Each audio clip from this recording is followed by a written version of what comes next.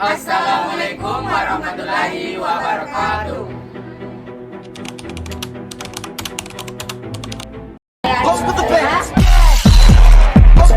Saya Feby Olia Putri. Saya Anastasia. Saya Feby Octavia. Saya Nugra. Saya Andi Sudarman. Saya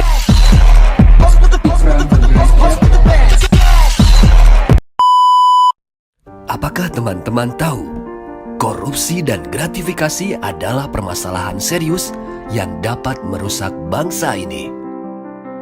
Membuat pelayanan publik menjadi kacau, akses pendidikan yang tidak merata, merusak iklim investasi dan menyebabkan ekonomi biaya tinggi.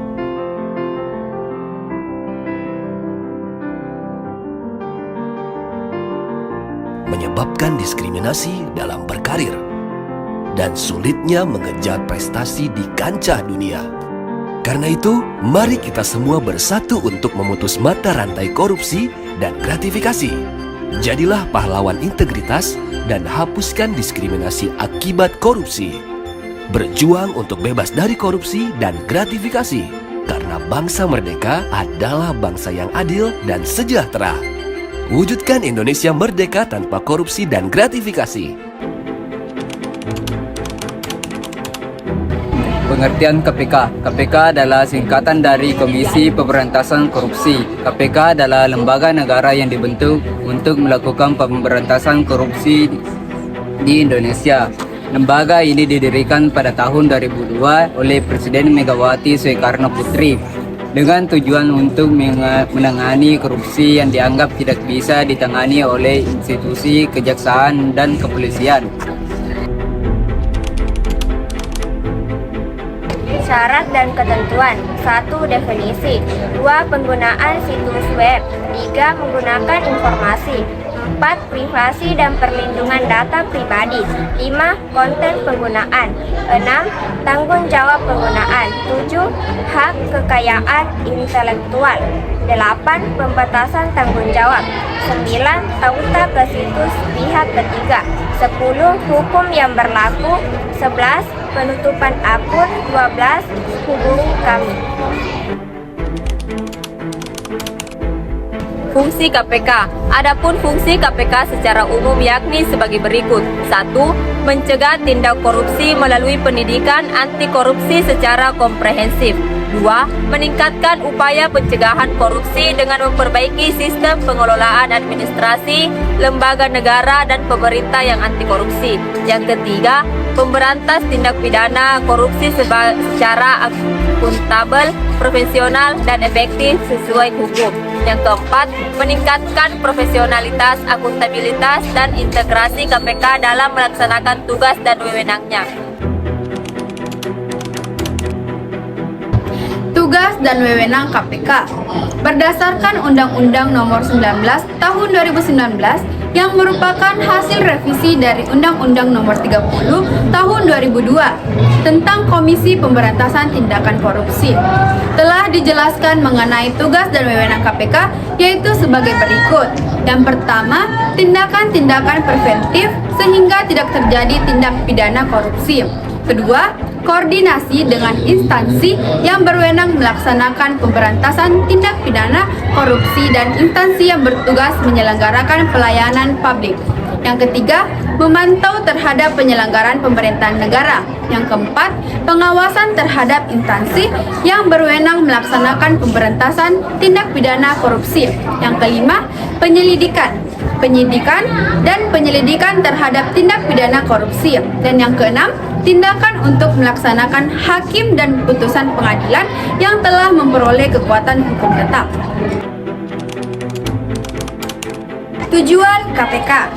KPK diberi amanat untuk melakukan pemberantasan korupsi secara profesional, intensif, dan berkesinambungan. KPK adalah lembaga negara dalam rumpun kekuasaan eksekutif yang dalam menjalankan tugas dan wewenangnya bersifat independen dan bebas dari pengaruh kekuasaan pihak manapun. KPK dibentuk berdasarkan Undang-Undang Nomor 30 Tahun 2002 tentang Komisi Pemberantasan Tindak Pidana Korupsi.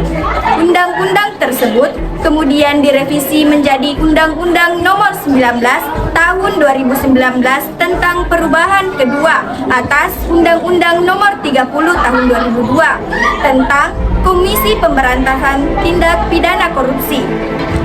Berdasarkan undang-undang, KPK berperan sebagai trigger mechanism atau sebagai stimulus agar upaya pemberantasan korupsi oleh lembaga-lembaga yang sudah ada bisa menjadi lebih efektif dan efisien. KPK berpedoman pada 4 asas dalam melaksanakan tugasnya. Berikut adalah asasnya. Yang pertama, kepastian hukum. Yang kedua, keterbukaan. Yang ketiga, akuntabilitas. Dan yang keempat, kepentingan umum. Peran KPK dalam menjamin keadilan dan kedamaian. Peran Komisi Pemberantasan Korupsi KPK dalam menjamin kedamaian dan ketenangan di Indonesia sangat signifikan, terutama melalui upaya pemberantasan korupsi. Berikut beberapa peran KPK dalam konteks tersebut.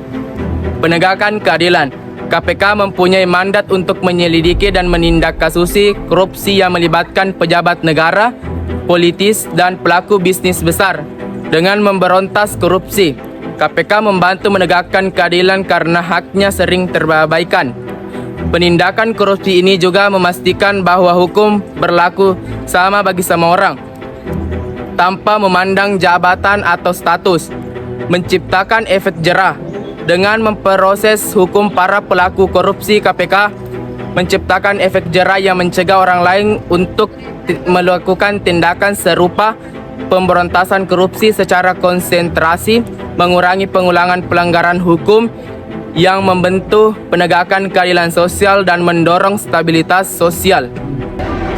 Penyebab konflik sosial. Korupsi seringkali menyebabkan ketidakadilan yang dapat memicu ketidakpuasan sosial dan konflik. Dengan menekan praktik korupsi, KPK turut berperan dalam mengurangi ketegangan di masyarakat yang berpotensi menciptakan kedamaian, mendorong transportasi dan akuntabilitas dengan memperkuat tata kelola pemerintah melalui pegawaian dan peningkatan terhadap pejabat yang melanggar kekuasaan. KPK mendorong transparansi dan akuntabilitas, meningkatkan kepercayaan masyarakat pada institusi negara.